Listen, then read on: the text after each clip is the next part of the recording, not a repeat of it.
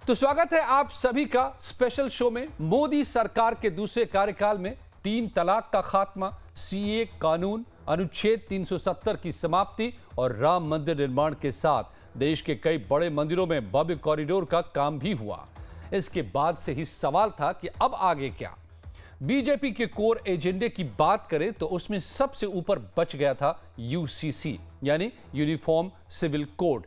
लिहाजा इस पर कई सालों से चर्चा जारी थी, मगर पिछले साल अचानक मोदी सरकार के भीतर एक नए ऐतिहासिक कानून की चर्चा सुनाई दी। एक देश एक चुनाव यानी वन नेशन वन इलेक्शन। और जैसे ही तीसरी बार बीजेपी को जनादेश मिला, मोदी सरकार एक देश एक चुनाव के टारगेट के पीछे चल पड़ी। पिछले कुछ महीनों से देश के आम लोगों से लेकर सियासतदान तक के बीच इसका खूब बच रहा। 5 दिन पहले ही कैबिनेट से मंजूरी मिलने के बाद मोदी सरकार इस दिशा में पहला कदम बढ़ा चुकी है और आज उससे जुड़ा बिल संसद में पेश कर दिया। तमाम बिल की तरह इसको लेकर भी विपक्ष के पास विरोध की अपनी वजह है। संसद में बिल पेश होते ही इसका पुरजोर विरोध भी हुआ। बिल टेबल होने के बाद चर्चा के दौरान तमाम पार्टियों ने इस पर क्या क्या कहा, ये सब हम आपको बताएंगे।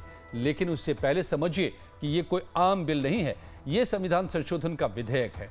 सरकार की ओर से 129वां संविधान संशोधन विधेयक पेश किया गया और इसे पास कराना सरकार के लिए भी इतना आसान नहीं है। लिहाजा सरकार भी सहयोग का रास्ता अपनाती दिख रही है और इसीलिए बिल पेश करने से पहले ही इसे जेपीसी में भेजने की चर्चा हो रही थी और बिल को जेपीसी में भेज भी दिया गया। मगर उससे पहले बिल को सदन में पेश करते ही इस पर डिवीजन की मांग उठ गई, यानी कि बिल पेश हो या नहीं इसके लिए वोटिंग की मांग हुई और वोटिंग कराई गई। सत्ता पक्ष इस वक्त पलड़ा इसका भारी दिखा तो संविधान के 129वें संशोधन विधेयक के पक्ष में कुल मिलाकर 269 वोट पड़े, जबकि बिल के विरोध में 198 वोट पड़े। ये आंकड़े लोकसभा के हैं। आंकड़ों से ये बात तो साफ है कि एनडीए का पलड़ा जरूर भारी दिखा, मगर अगर बिल के पक्ष में पड़े वोट पर आप गौर करेंगे तो समझना मुश्किल नहीं कि बिल के पक्ष में एनडीए के खुद वोट भी सबके सब नहीं आए हैं। बीजेपी सरकार ने भी इस पर गौर किया है और कुछ ही घंटों के भीतर खबर आ गई कि खुद बीजेपी के भी 20 सांसद व्हिप के बावजूद मौजूद नहीं थे। सांसदों के इस रवैये से बीजेपी नेतृत्व नाराज है। लिहाजा गैर हाजिर बीजेपी सांसदों को नोटिस जारी कर दिया गया है, जिसमें कई बड़े बड़े नाम शामिल हैं। जरा इस पर भी गौर कीजिए किन किन को नोटिस दिया गया है गैर हाजिर रहने के लिए। सांसद जगदंबिका पाल, केंद्रीय मंत्री नितिन गडकरी, केंद्रीय मंत्री गिरिराज सिंह, केंद्रीय मंत्री ज्योतिरादित्य सिंधिया, कृषि राज्य मंत्री भागीरथ चौधरी। ये कुछ वो नाम हैं जिनको नोटिस दिए गए हैं और कुल ऐसे 20 सांसदों को नोटिस गए हैं। तो अब आगे बढ़ते हुए आपको बताते हैं कि ये जानना समझना बहुत जरूरी है कि ये वोटिंग बिल को पास कराने के लिए नहीं थी, बल्कि वोटिंग सिर्फ इस बात को लेकर कराई गई कि क्या ये बिल पेश हो। बिल पेश होने के बाद इसे जेपीसी में भेजने से लेकर संसद में चर्चा जैसी तमाम आगे की प्रक्रिया के लिए इसे स्वीकार किया जाए या नहीं। मतलब अगर आज की वोटिंग में बिल के विरोध में पड़े वोटों की संख्या ज्यादा हो जाती तो एक देश एक कानून चुनाव का जो ये बिल है यहीं पर खारिज हो जाता। फिर ना तो जेपीसी में चर्चा के लिए जाती और ना ही इसे आगे इस पर कोई संसद में चर्चा हो पाती। मगर इस पर वोटिंग भी हुई। नतीजे से जाहिर हुआ कि इस वक्त बहस आगे बढ़ेगी क्योंकि बिल को स्वीकार कर लिया गया। तो अब सवाल है कि बहस की दिशा क्या होगी, सरगर्मी कितनी होगी, इसका अंदाजा आज संसद ने दे दिया। To introduce the Constitution 129th Amendment Bill, जो सदस्य विरोध में ना कहें, absolutely assault the basic structure of the constitution. This bill indirectly introduced a presidential style of democracy. ये संविधान विरोधी, संघीय ढांचे विरोधी, बेसिक स्ट्रक्चर विरोधी। विस्तार से भी हम आपको ये बातें सुनाएंगे जो ऐतराज के हैं, जिसके आप कुछ कुछ अंश को सुन रहे थे। कानून मंत्री अर्जुन राम मेघवाल ने बिल सदन में पेश करने के बाद कांग्रेस से लेकर तमाम विरोधी पार्टियों ने इस बिल का पुरजोर विरोध किया। हालांकि बिल को जेपीसी को भेजा गया है, मगर उससे पहले किस पार्टी का क्या स्टैंड रहा, विरोध की क्या वजह हैं, क्या दलीलें हैं, ये भी जान लीजिए। संघवाद और संविधान की मूल भावना पर यह चोट है। विपक्षी दल बता रहे हैं कि एक देश एक चुनाव का मतलब जो संघीय ढांचा है, हमारा फेडरल स्ट्रक्चर है, तो उस पर और संविधान की मूल भावना पर चोट है। अगला क्या ऐतराज है? बिल में राष्ट्रपति को ज्यादा अधिकार दिए गए हैं। इसको लेकर के भी ऐतराज है कि क्या इसमें राष्ट्रपति ज्यादा शक्तिशाली हो जाएंगे। तीसरा ऐतराज है कि राष्ट्रपति को अनुच्छेद 82(1) के तहत विधानसभा भंग करने का अधिकार है और रहा है, और इसको भी खत्म करने की बात है। इसको लेकर भी ऐतराज है। बिल में चुनाव आयोग के अधिकारों में बढ़ोतरी की बात है, तो इससे क्या ज्यादा ताकतवर होगा चुनाव आयोग? इसको लेकर के भी ऐतराज है। राष्ट्रपति को चुनाव आयोग से सलाह लेने का अधिकार दिया गया है। इसको लेकर भी विपक्ष को लगता है कि उनका इससे या लोकतंत्र का नुकसान हो सकता है। चुनाव आयोग से परामर्श संविधान के मुताबिक नहीं है, ये कहना है विपक्षी दलों का कि चुनाव आयोग से परामर्श लेना राष्ट्रपति का ये संविधान की मूल भावना के खिलाफ है और प्रेसिडेंशियल स्टाइल लोकतंत्र लाने की कोशिश है। यानी विपक्षी दलों को लगता है कि अगर एक साथ चुनाव हुए तो जो देश का बड़ा चुनाव यानी कि लोकसभा चुनाव होता है और उसी वक्त विधानसभा चुनाव कराए गए, तो ये कहीं ना कहीं डोमिनेट कर जाएगा। बड़े मुद्दे डोमिनेट कर जाएंगे, स्थानीय मुद्दे उसमें खो जाएंगे, छोटे छोटे दल उसमें खो जाएंगे। जैसा अमेरिका में है, प्रेसिडेंशियल इलेक्शन होता है तो उसमें 1-2 ही दल हैं, तो कहीं वही हालात तो नहीं भारत में बन जाएंगे। ये विपक्ष की चिंता है।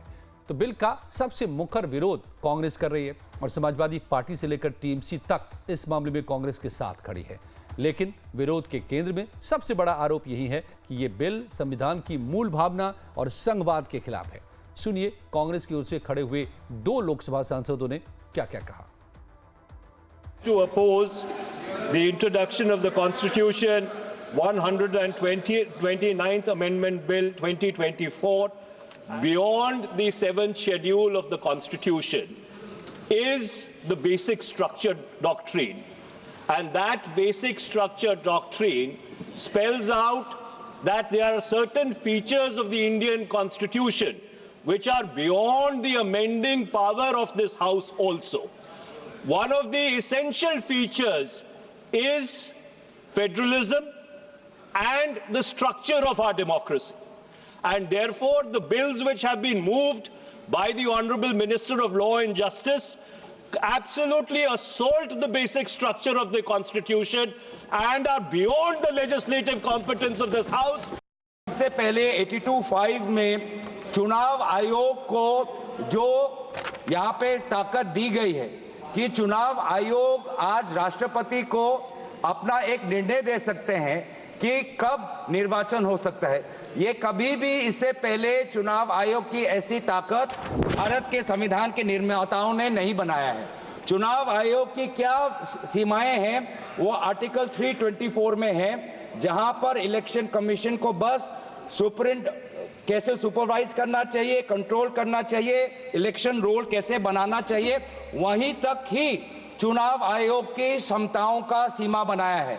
लेकिन इस संविधान ने चुनाव आयोग को असंवैधानिक गैर कानूनी ताकत दी है। राष्ट्रपति अगर कोई परामर्श लेते हैं तो सिर्फ काउंसिल ऑफ मिनिस्टर से परामर्श लेते हैं, वो कभी भी वो चुनाव आयोग से परामर्श नहीं लेते हैं। ये एक गैर संवैधानिक इन्होंने एक ढांचा बनाया है। राष्ट्रपति जी अगर काउंसिल ऑफ मिनिस्टर्स की एडवाइस लेते हैं 74 जो article 74 of constitution of India में है, या वो article 356 of constitution of India, वो सिर्फ गवर्नर के रिकमेंडेशन पे ले सकते हैं। 356 गवर्नर के रिकमेंडेशन पे या 74 के अनुसार काउंसिल ऑफ मिनिस्टर्स के रिकमेंडेशन में। ये पहली बार ये एक ऐसा कानून लाए हैं कि राष्ट्रपति अब चुनाव आयोग के भी रिकमेंडेशन पर एक निर्णय ले सकते हैं। ये पूरी तरीके से इसका विरोध करते हैं। तो कांग्रेस के अलावा दूसरी पार्टियों ने भी अपने अपने विचार रखे और विरोध जताया। उनका क्या स्टैंड है इसे भी देखना जरूरी है, और इसके लिए हम आपको पहले 1-2 लाइनों में विपक्ष की तमाम पार्टियों के बयान भी बता देते हैं। तो कांग्रेस ने क्या कहा कि 7वीं अनुसूची और उसके बुनियादी सिद्धांत के खिलाफ एक देश एक चुनाव है, संविधान की मूल संरचना पर आघात है। समाजवादी पार्टी ने क्या कहा, अब इसको भी समझिए। संविधान की मूल भावना के खिलाफ है, ये भी समाजवादी पार्टी ने भी इसे कहा, और ये तानाशाही लाने की कोशिश है, ये भी समाजवादी पार्टी ने आरोप लगा दिया कि एक देश एक चुनाव के जरिए तानाशाही की कोशिश है। वहीं डर कि क्षेत्रीय दल कहीं पीछे छूट जाएंगे देश के चुनाव में। डीएमके का क्या स्टैंड है? एक देश एक चुनाव का बिल संविधान विरोधी है। बिना बहुमत के बिल पेश करने पर भी सवाल किया है डीएमके ने। हालांकि पेश करने को लेकर के डिवीजन हुआ और उसमें बहुमत मिला तभी पेश हुआ ये बिल, स्वीकार किया गया, लेकिन इसको लेकर सवाल है।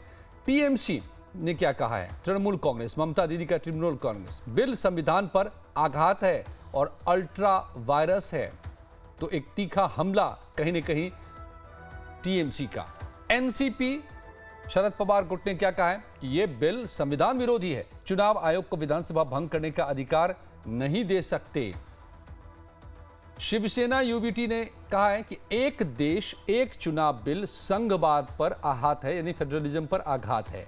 देश को परेशान करने वाले मुद्दों से ध्यान भटकाने की यह कोशिश है।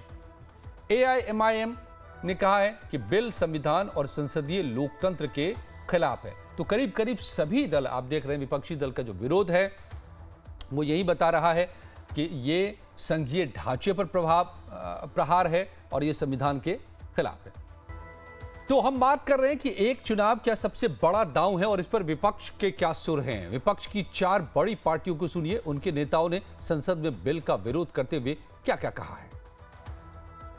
मैं नहीं समझता अध्यक्ष जी, मुझे कहने में कोई संकोच नहीं, उस समय के हमारे संविधान निर्माताओं से विद्वान, बाबा साहब भीमराव अंबेडकर से ज्यादा विद्वान इस सदन में अभी कोई नहीं बैठा, मुझे कहने में संकोच नहीं है। और ये संविधान की मूल भावना को खत्म करके कैसे तानाशाही के रास्ते निकाले जाएं, इसके अलावा कोई काम ही नहीं बचा है। आखिर मनीष तिवारी जी ने कहा कहीं एक विधानसभा के चुनाव अगर कोई अविश्वास आता है, अगर बहुमत नहीं मिलता है, तो क्या पूरे देश का चुनाव कराओगे? पूरे देश का चुनाव कराओगे? और ये लोग एक देश एक संविधान एक चुनाव की बात करते हैं, जो लोग 8 विधानसभाएं भी एक साथ नहीं करा पाते हो, मौसम देख के तारीखें बदलते हो, वो लोग बात करते हैं एक देश एक चुनाव की। इसलिए अध्यक्ष जी, मैं अपनी पार्टी की ओर से, अपने नेता आदरणीय अखिलेश यादव जी की ओर से इस बिल का पुरजोर विरोध करता हूं। Parliament is not competent to make any law that violates fundamental rights or the basis of the Constitution, sir.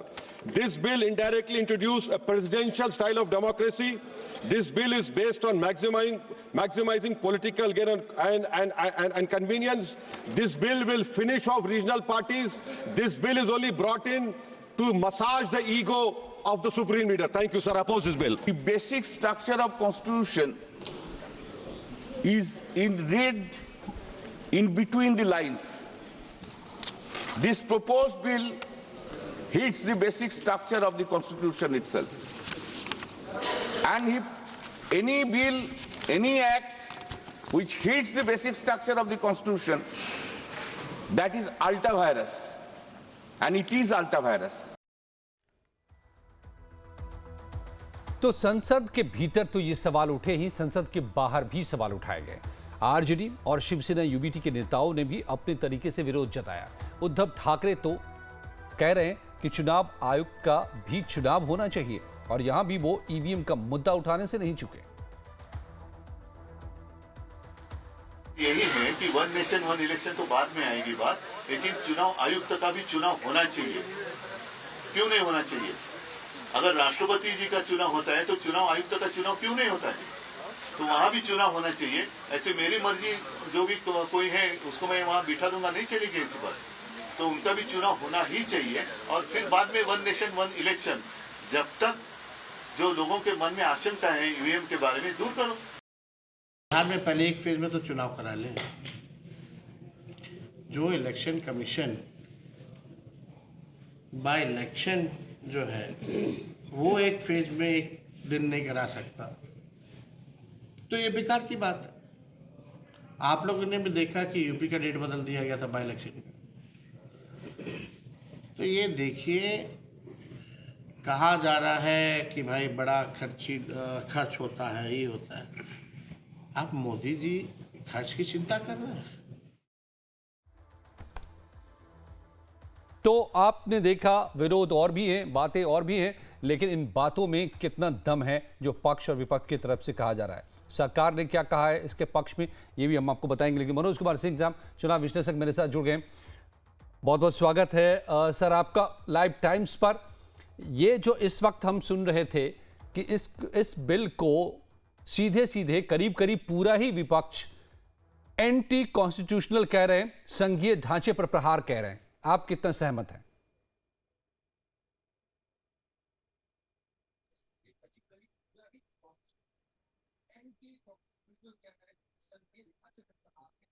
Manoj ji, देखिए, विपक्ष जब भी कोई आवाज उठाता है तो इसका कोई ना कोई मतलब होता है, और पार्लियामेंट के अंदर इसीलिए हर संविधान के ऊपर चर्चाएं होती हैं। और जब तक चर्चाएं नहीं होगी तब तक उसमें बहुत सारे सुधार की संभावना भी नहीं दिखती है। जहां तक रही बात की संघीय ढांचा के लोग जो विरोध कर रहे हैं कि संघीय ढांचा पे एक हमला है इस तरह का विधेयक, तो मैं बता दूं कि 1962, 67 और 72 में भी इस तरह के चुनाव हुए हैं। उस चुनाव में जहां तक देखा गया है कि संघीय ढांचे के आधार पे ही हुआ है, और एक राज्य और केंद्र की सरकारें वहां पे शासन में स्थापित हुई हैं।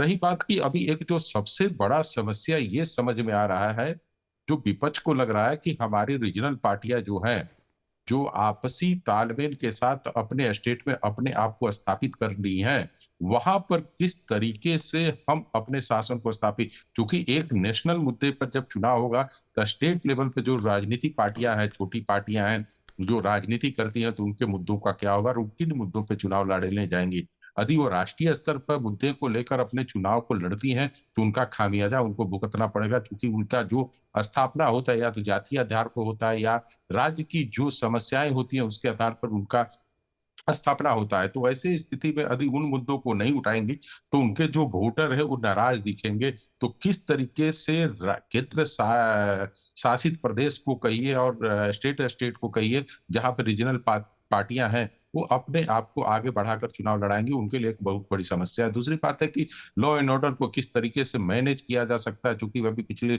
लोकसभा चुनाव को आपने देखा होगा कि कई ढांचे में चुनाव हुआ है और कई फेजेज में चुनाव हुआ है। 7 फेजों का चुनाव किस तरीके से लड़ा गया, इतना लंबा प्रोसेस था, और ये कहकर किया गया था कि लॉ एंड ऑर्डर और सारे चुनाव प्रक्रिया को प्रोसेस करने में हमको समय लग रहा है। तो उस स्थिति में यदि राज्य और केंद्र शासित माने केंद्र की जो चुनाव होगा, तो उस स्थिति में किस तरीके से सरकार इन सारी व्यवस्थाओं को मैनेज करेगा, ईवीएम को कैसे मैनेज करेगा, और चुनाव चूंकि ये पहली बार ऐसा होगा तो उस तरह में आएगा। दूसरी बात, अभी तक मैं अभी प्रधानों को पढ़ भी रहा हूँ, ये समझ नहीं आ रहा कभी बीच में जैसे उन्होंने कहा कि अब चुनाव आयोग राष्ट्रपति के सलाह पर किसी मनोज जी, इसमें जो पहले इस पर व्यापक चर्चा की गई थी, जो कमेटी बनी थी, कोविंद कमेटी, पूर्व राष्ट्रपति की अगुवाई में जो कमेटी बनी थी इसको लेकर के, उन्होंने पूरी चर्चा की थी, सभी दलों से चर्चा की गई थी, और उनमें खास बात यह है कि 32 दलों ने समर्थन किया कि हां, एक देश एक चुनाव सही है। केवल 15 दलों ने विरोध किया था। आज जो संसद में विरोध करते नजर आ रहे हैं उनमें से भी कई दल के नेता ऐसे हैं जो उस कमेटी का भी हिस्सा रहे और समर्थन भी किया था। तो अब अगर ये अलग सुर दे रहे हैं, दिखाई दे रहे हैं, तो क्यों?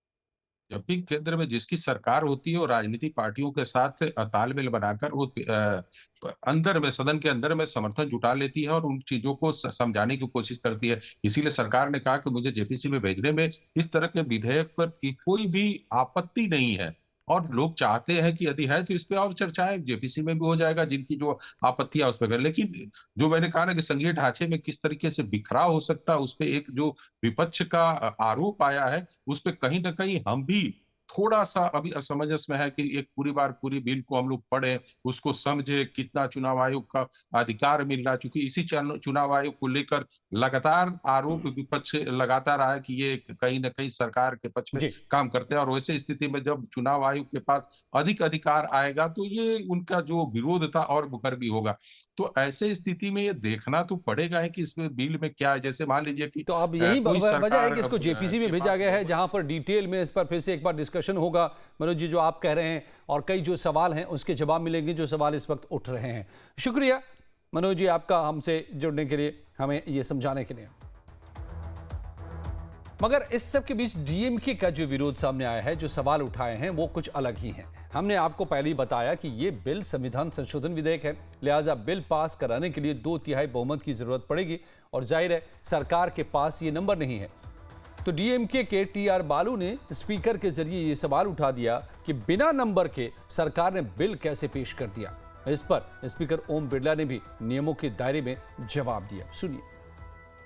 Sir, when the government is not having 2/3 majority, how could you allow this piece of legislation in this house?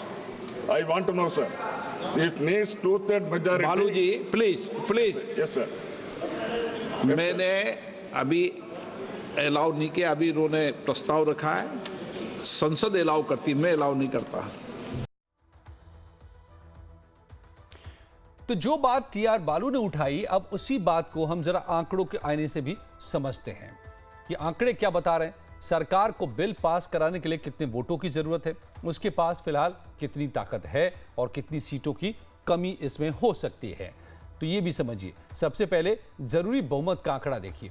अगर सभी 543 सांसद वोटिंग में हिस्सा लेंगे तो बिल पास कराने के लिए लोकसभा में 362 सीटों की जरूरत होगी, जो 3/4 है, जबकि राज्यसभा में 164 सीटों की जरूरत होगी, समर्थन चाहिए होगा 164 सांसदों का। तो ये तो हुई संविधान संशोधन के लिए 2/3 बहुमत के हिसाब से सांसदों की संख्या। और अब देखिए दोनों सदनों में दोनों खेमे की ताकत इस वक्त है क्या। अभी लोकसभा में एनडीए के पास 292 सीटें हैं, जबकि राज्यसभा में 112 सीटें हैं। 6 मनोनीत सांसदों का भी एनडीए को समर्थन मिल सकता है, लिहाजा हमने उनकी संख्या को भी फिलहाल एनडीए में ही जोड़ दिया है। अगर विपक्षी खेमे को देखेंगे तो उसके पास लोकसभा में 238 सांसद हैं, जबकि राज्यसभा में 85 सांसद हैं। लेकिन कुल मिलाकर सरकार नंबर गेम में पीछे है। इस बिल को पास कराने के लिए विपक्ष की मदद की जरूरत पड़ेगी। सरकार को लोकसभा में 70 सांसदों की कमी है, यानी एनडीए के बाहर के 70 सांसदों का समर्थन चाहिए। तो राज्यसभा में 46 सांसदों का समर्थन जरूरी होगा, और बाहर से जितना इस वक्त खुद सत्ता पक्ष के पास है। मगर बात सिर्फ सांसद तक नहीं है। एक देश एक चुनाव के सपने को साकार करने के लिए राज्यों की रजामंदी भी जरूरी है। बिल के लोकसभा और राज्यसभा में पास करवाने के बाद 15 राज्यों से भी अनुमति लेनी पड़ेगी। मतलब यह है कि 15 राज्यों की विधानसभाओं से भी वन नेशन वन इलेक्शन के इस बिल को साधारण बहुमत से पास करवाना होगा, जिसके बाद राष्ट्रपति इस बिल पर अपना हस्ताक्षर करेंगी और यह बिल ऐतिहासिक कानून बन पाएगा। तो डगर काफी लंबा है।